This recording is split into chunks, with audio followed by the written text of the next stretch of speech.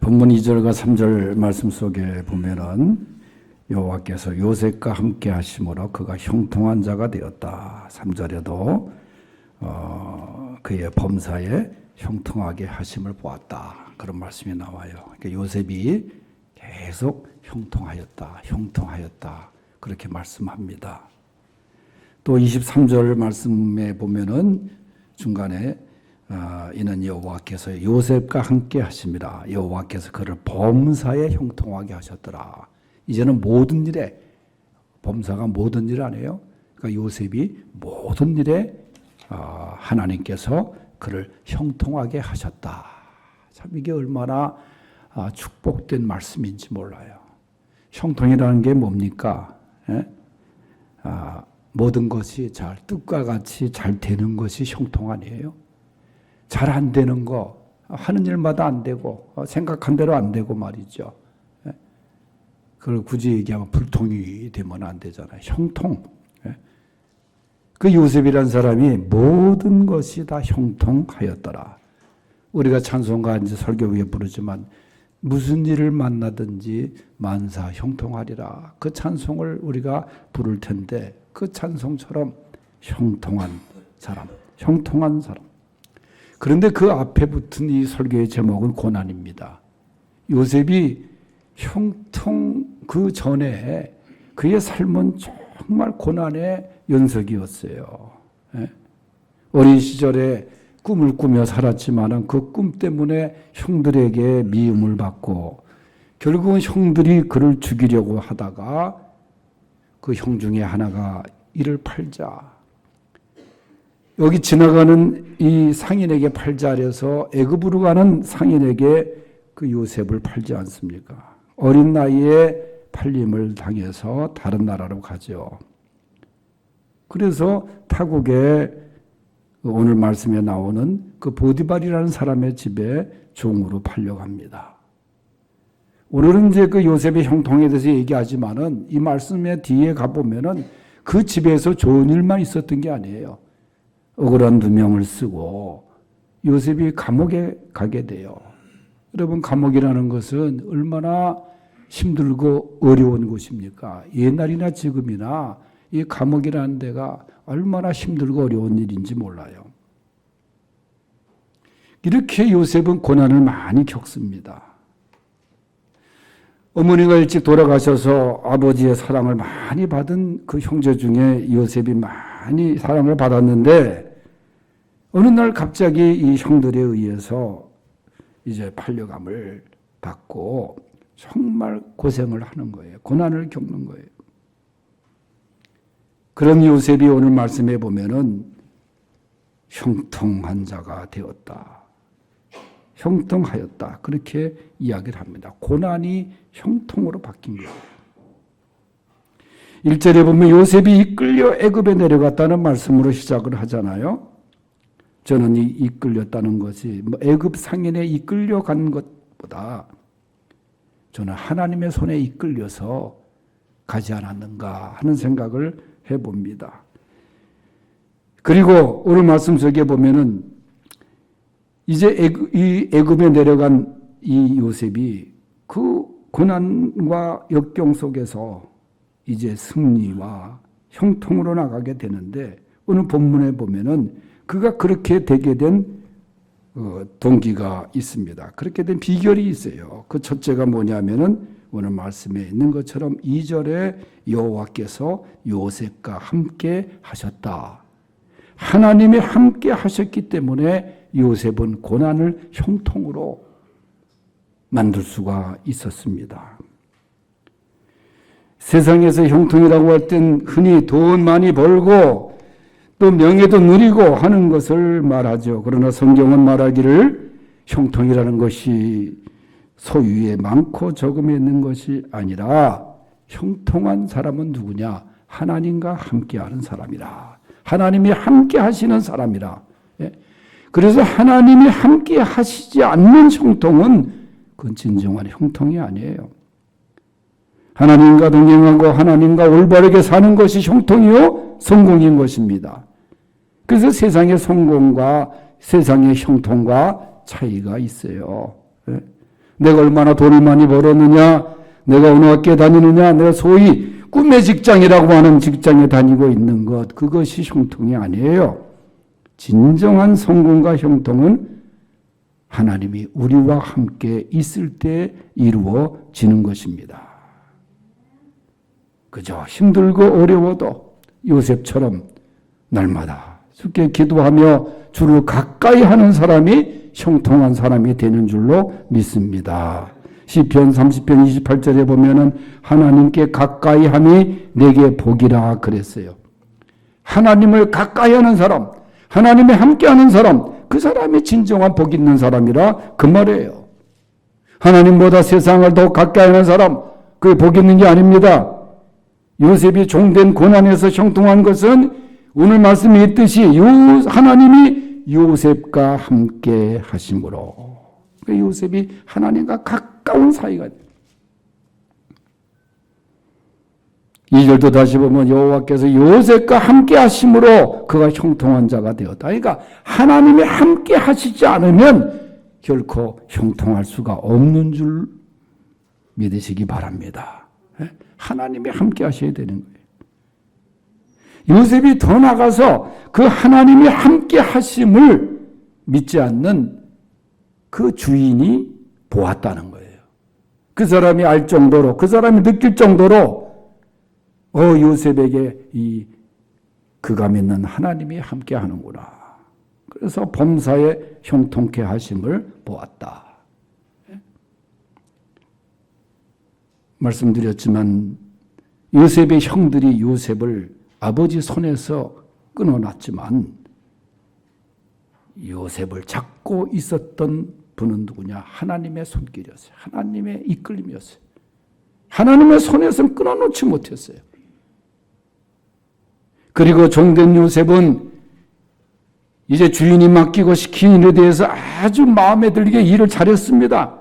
하는 일마다 이 주인의 마음에 꼭 들었던 거예요.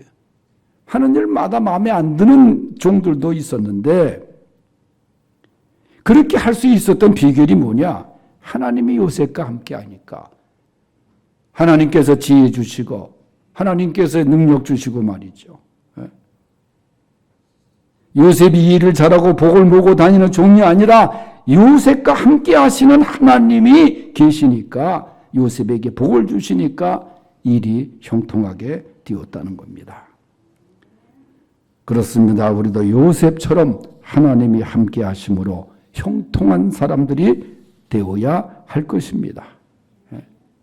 비록 종의 모습이라고 할지라도 무능한 종이라도 보잘것없는 존재라도 하나님이 함께 하시면은 복을 몰고 다니는 형통한 사람이 될 줄로 믿습니다. 반대로 아무리 높은 지위에 있고 가진 것이 많고 실력이 있다고 할지라도 하나님이 함께 하시지 않으면 그것은 결코 성공한 삶이 될 수 없는 거예요. 잠언 16장 9절에 사람이 마음으로 자기의 길을 계획할지라도 그 걸음을 인도하는 자는 여호와시니라. 여러분, 그저 인간적인 처세술 방법 그거보다 그저 다 내려놓고 하나님과 함께 하시는 여러분들이 될 수 있길 바랍니다. 하나님이 함께 하시면 망하는 법이 없어요. 사도 바울은 이 원리를 잘 알고 있었던 사람이에요. 그래서 그는 그의 삶에 있어서 내가 어떻게 하면 하나님을 기쁘시게 해드릴까? 고린도후서 5장 9절에 보면은 우리는 거하든지 떠나든지 주를 기쁘시게 하는 자 되기를 힘쓰노라. 그러니까 바울은 주를 기쁘시게, 내가 사람을 기쁘게 하랴 하나님을 기쁘게 하랴. 내가 사람을 기쁘게 하는 일에 치중하면 하나님의 종이 되지 못할 것이니라. 그래서 그 믿음이 있기에 그는 온갖 위험과 핍박 속에서도 승리할 수 있었던 것입니다. 하나님을 기쁘시게. 우리가 하나님을 널리하고 하나님과의 동행하는 삶에 등한히 한다면 우리는 승리할 수가 없어요. 형통할 수가 없어요. 하나님이 축복하시지 않으면 우리의 사업이 아무리 치밀하게 또 우리의 가정이, 또 우리의 직장 모두가 형통할 수가 없습니다. 하나님이 함께 하셔서 도와주실 때 우리에게 형통이 있는 줄로 믿습니다. 두 번째는 고난에서 형통으로 나갈 수 있었던 요셉은 주어진 일에 성실했습니다. 보디발의 집에 종으로 팔려간 요셉이 원망과 비관만 했다고 하면은 그는 형통할 수가 없었어요. 자기에게 맡겨진 일, 그게 종의 일이었지만은 성실히 그는 감당했습니다. 그러니까 그의 모습을 본 주인이 말이죠. 4절에 보면 요셉이 그의 주인에게 은혜를 입고 섬겼다. 여러분, 은혜를 입으면서 섬기는 것이 얼마나 복입니까? 주인에게 구박받으면서 섬기는 것이 아니라 주인에게 은혜를 입으면서 사랑을 입으면서 섬겼다고 할 때 요셉의 그 삶이 얼마나 또 이게 기분이 좋았겠어요. 기쁨으로 감당한 거예요. 힘든 일도 말이죠. 그러니까 주인에게 은혜를 입으면서 요셉이 그 가정을, 그 일을 섬기는데 인정을 받게 되고, 그래서 요셉을 가정의 총무로, 이 가정의 모든 걸 다 맡겼다는 게 위임했다는 거예요. 이게 신임을 얻으니까 그런 거 아닙니까? 처음에 낯선 이국 땅에서 요셉이 팔림을 받았을 때 그 사실 어린 나이입니다. 얼마나 눈물로 보냈을 거예요. 그러나 주어진 현실 속에서 종으로 주어진 일에 최선을 다했습니다. 환경을 탓하지 않았어요. 원망하지 않았어요. 좌절하지 않았어요. 주어진 자신의 일에 최선을 다하면서 성실하게 일했습니다. 악하고 게으른 종이 아니라 착하고 충성된 종으로 요셉은 잘 자신에게 주어진 일을 감당했습니다. 이게 믿음의 사람의 섬김의 자세 아니에요. 그것이 바로 이 일꾼의 자세 아닙니까? 그래서 그는 결국 종에서 총무로 성공하지 않았습니까? 모든 걸 위임받았으니까 통장까지 다, 도장까지 다 위임받고 말이죠. 재산을 다 위임받은 거예요. 타국의 종으로 팔림받은 사람에게 그 주인이 얼마나 인정하고 좋아했으면 다 맡겼겠어요. 그게 요셉의 성실성입니다. 우리는 성실하게, 정말 나에게 주어진 일을 성실하게 감당해야 돼. 우리 교단에 이자익 목사님이라고 계신데 총회장도 하시고, 근데 이자익이라는 분이 1900년대 초반에 지금 전라도 김제 땅에 조독섬이라고 하는 큰 부자가 있었는데 거기에 머슴이었어요. 머슴. 이자익이라는 분이. 이 조독섬이라는 분은 큰 그 부자였고 거기에 마구간이 있었는데 그 마부 일도 하면서 머슴 같은 존재가 이 이자익이라는 분입니다. 그런데 이 주인이 예수를 믿게 됐어요. 선교사님의 전도를 받고. 그래서 같이 그 교회를 나가는 거예요. 얼마나 신앙생활을 잘하는지. 예? 성실하게 이 이자익이라고 하는 종이 아주 머슴이 열심히 일을 잘했습니다. 그 주인에게 인정을 받아요. 그 믿음 생활하는데도 옆에서 격려해주고. 근데 참 재밌는 것은 이제 교회가 이제 부흥이 되고 그 다음에 장로 선거를 하는데 투표가 결과가 나왔어요. 그런데 주인은 떨어지고 이 머슴이 장로가 된 거예요. 근데 그때 장로가 된 이자익이라는 사람이 때로는 설교도 하기도 그랬어요, 옛날에는.